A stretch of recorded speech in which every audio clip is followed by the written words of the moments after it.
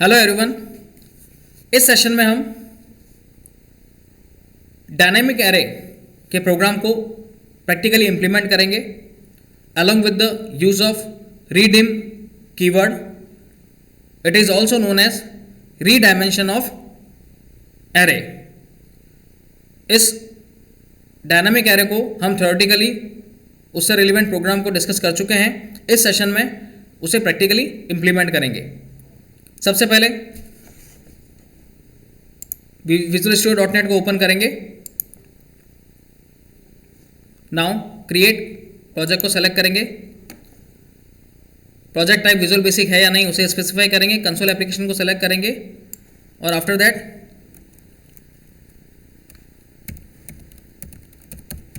Dynamic array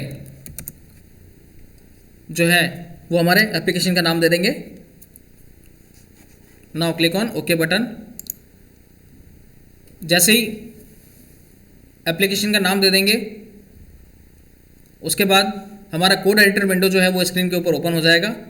module 1 it's a name of our module and sub main function जो हमारे main function की starting को denote कर रहा है एंड सब फंक्शन की जो एंडिंग है उसको डिनोट कर रहा है और एंड मॉड्यूल हमारे मॉड्यूल के एंडिंग को डिनोट कर रहा है। नाउ सबसे पहले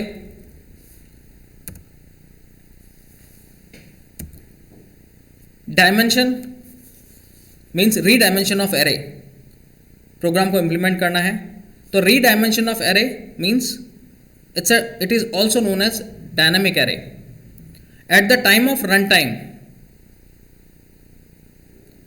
हमें प्रोग्रामिंग के दौरान ही अगर किसी भी प्रकार का कोई एरे अगर हम डिक्लेयर करते हैं और एरे डिक्लेयर करने के बाद उससे रिलेवेंट अगर जो एलिमेंट्स हमने उसमें असाइन किए या जो वैल्यूज़ हमने असाइन की है उसी एरे में हमें और अगर ज़्यादा वैल्यूज़ को अगर असाइन करना हो एट दैट टाइम हम ReDim statement it is also known as redimension statement को यूज़ में लेंगे जो कि वापस एरे की साइज़ को रीडायमेंशन करने के लिए यूज़ में लिया जाता है।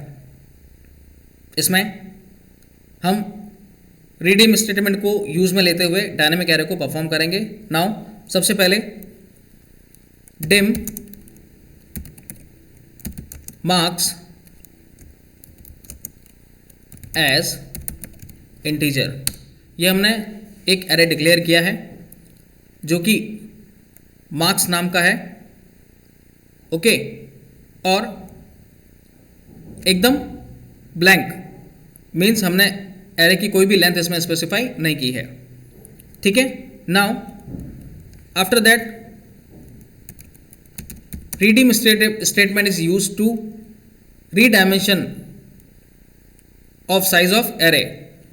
रीडिम मार्क्स और हम इसकी साइज यहां पर डिनोट कर देते हैं लाइक 2। ठीक है। So it's a array declare हो गया यहां पर और उसकी रीडायमेंशन जो स्टेटमेंट है जो कीवर्ड है वो एरे की साइज को वापस रीडायमेंशन करने के लिए यूज में लिया जाता है और अब हमने इस एरे की साइज दे दी है 2। ReDim for redimension of an array, marks is a name of array and it's a size of array, जो कि हमने यहाँ पर इससे फर्स्ट स्टेटमेंट में इसको ब्लैंक डिनोट किया था। अब हमें पता है कि जो ये मार्क्स नाम का एरे है उसकी साइज कितनी है, 2 है। Now after that marks 0 equals to like 85, यानी कि मार्क्स एरे के 0 एलिमेंट पे यानी 0 इंडेक्स वैल्यू जो है उस पर हमने एक वैल्यू असाइन कर दी है 85। सेम इसी तरीके से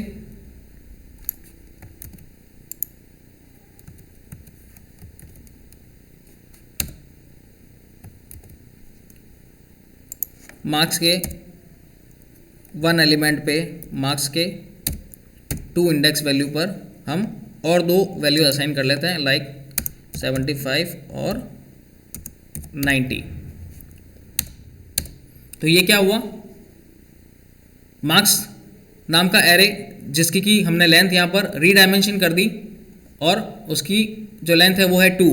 तो उस मार्क्स एरे के 0 इंडेक्स वैल्यू पे 85 वैल्यू हमने डिक्लेयर कर दी है, 1 इंडेक्स पे 75 और 2 इंडेक्स पे 90। It's a initialization of marks array, इसमें हमने वैल्यू असाइन कर दी है। नाउ आफ्टर दैट हमें अगर कुछ और वैल्यूज़ इसमें इनपुट करनी हो तो एट दैट टाइम हमें रीडायमेंशन एरे या रीडायमेंशन कीवर्ड को यूज में लेना पड़ेगा।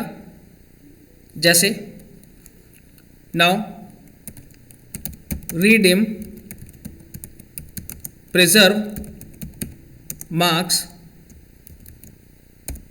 10। It's a main statement of this program, how to redimension of array along with the preserve keyword. ReDim statement array को रीडायमेंशन करने के लिए यूज में लिया जाता है। प्रिजर्व कीवर्ड जो है वो प्रिजर्व कीवर्ड पहले से इस मार्क्स एरे में असाइन की गई जो भी वैल्यूज हैं उसके इंडेक्सिंग में, लाइक 0, 1 और 2, उनमें जो भी वैल्यूज असाइन की गई है लाइक 85, 75 और 90, उनको प्रिजर्व करने के लिए या होल्ड करने के लिए इस प्रिजर्व कीवर्ड को यूज में लिया गया है। और मार्क्स और उसके बाद में उसकी न्यू साइज ऑफ एरे जो कि हमने पहले यहाँ पर 2 डिफाइन की थी, 2, अब यहाँ पर कर दी है 10। ठीक है, तो 0, 1, 2 ये इंडेक्सिंग वैल्यू पे तो हमने पहले से ही जो है इन इंडेक्स पे पहले से ही वैल्यू स्टोर की हुई है जो कि प्रिजर्व कीवर्ड के थ्रू ऑलरेडी स्टोर रहेंगी। और उसके बाद में एरे की जो साइज है वो 10 डिक्लेयर कर दी है, मीन्स 0, 1, 2, 3, 4, 5, 6, 7, 8, 9। ठीक है, अब एंटर मारते हैं तो ये एरे की न्यू साइज हो गई along with the 10 index value. Okay, 0, 1, 2 में जो भी प्रीवियसली एंटर्ड वैल्यूज हैं वो इस प्रिजर्व कीवर्ड के थ्रू पहले से ही स्टोर्ड रहेंगी और कंटेन करके रखेगा ये। अब न्यू वैल्यूज अगर हमारे को कुछ एंटर करनी हो, क्योंकि हमने एरे की साइज को जो है बढ़ा दिया है, तो हम वो न्यू वैल्यूज भी असाइन कर सकते हैं, like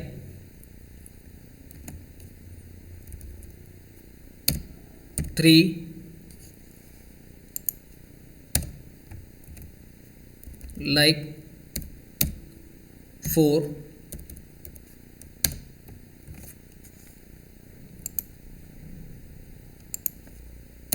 5,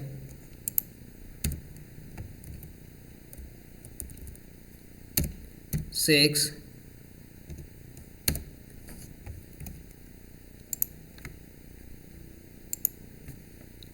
7,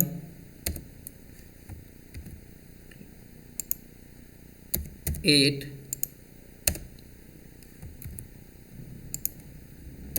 9,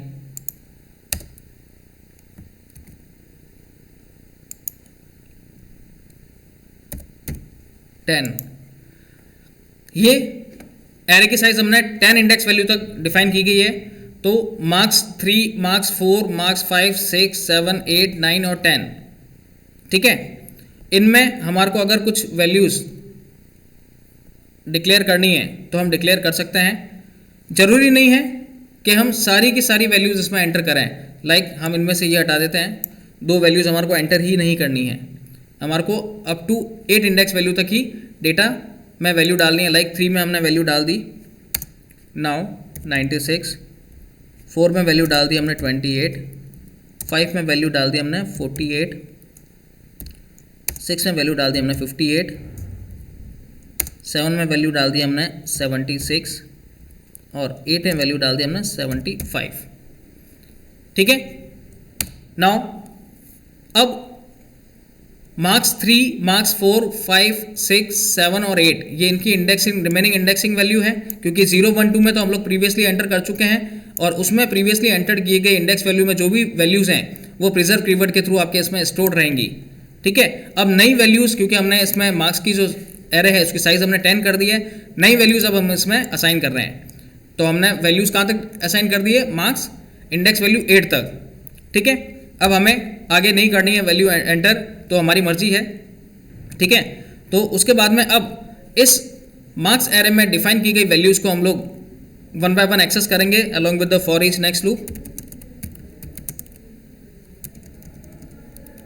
for I as integer equals to 0 to 10। अब ये सिंपल जो वैल्यूज़ हैं वो हम लोग प्रिंट करा रहे हैं, फॉर ईच नेक्स्ट लूप को यूज में नहीं ले रहे हैं, ठीक है। Now console dot right line in between I ampersand VB tab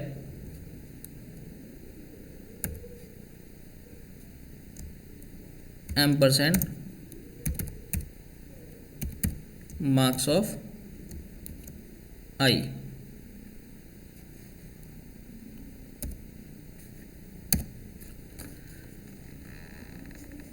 simply इसको प्रिंट करा देंगे।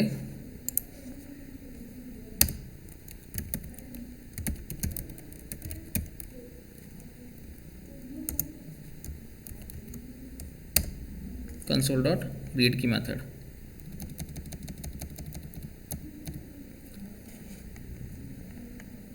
यहां तक हमने क्या किया है, पहले एक मार्क्स नाम का एरे डिक्लेयर किया है जो कि इंटीजर टाइप का है और उसकी कोई भी लेंथ स्पेसिफाई नहीं की है। रीडिम स्टेटमेंट एरे की के डायमेंशन को रिडीम करने के लिए या री इनिशियलाइज करने के लिए यूज में लिया जाता है। रिडीम मार्क्स 2, ठीक है। अब इस मार्क्स एरे का जो इंडेक्सिंग वैल्यू है वो लेंथ हो गई 2, तो 0 1 2 जो है इंडेक्स वैल्यू पे हमने वैल्यूज असाइन कर दी हैं। आफ्टर दैट अगर हमें और कुछ वैल्यूज असाइन करनी होगी तो हमें पहले एरे की लेंथ को बढ़ाना होगा, तो उसके लिए हमें रीडिम कीवर्ड को यूज में लिया है। और प्रिजर्व कीवर्ड जो कि पहले से एंटर्ड की गई वैल्यूज को प्रिजर्व करके रखेगा, होल्ड करके रखेगा, स्टोर करके रखेगा। Marks and 10 it's a resizing size, new size है of an array. After that जो नंबर ऑफ इंडेक्सिंग वैल्यूज हैं 3 4 5 6 7 8 उनमें भी हमने वैल्यूज जो है असाइन कर दिए। और फॉर आई एज इंटीजर एक वेरिएबल लिया है जो कि इंटीजर टाइप का है, जो कि रन करेगा इक्वल्स टू 0 to 9 0 to 10 यानी 10 तक रन करेगा। Console dot right line I ampersand VB tab ampersand marks of I 1 to 10 जो है प्रिंट करेगा और आई वेरिएबल में जितनी भी वैल्यूज़ हैं कंटेन की गई उनको प्रिंट करेगा। रन करते हैं। So now it's output of री डायमेंशन एरे लाइक 0 जिसमें हमने 85 वैल्यू डाली थी, 0 85 1 पे 75 175 2 90 3 4 5 6 7 मार्क्स 8 75 लाइक मार्क्स 8 75। रिमेनिंग जो 2 हैं मार्क्स की साइजेस, क्योंकि हमने एरे की जो साइज दी थी वो दी थी 10, तो 8 तक हमने वैल्यूज एंटर की तो 8 तक उसको प्रिंट कर दिया। रिमेनिंग 9 और 10 तो लूप 10 तक चलेगा, तो 9 और 10 में हमने कोई भी वैल्यू आई वेरिएबल असाइन नहीं की है, ठीक है ना, तो इसलिए उसको प्रिंट नहीं करेगा, इसलिए वहां पर 0 प्रिंट होगा, ठीक है। So it's a overall way of working how to use और declare redimension statement in VB.NET। Close करते हैं इसको, सेव किया, प्रोजेक्ट को सेव करते हैं।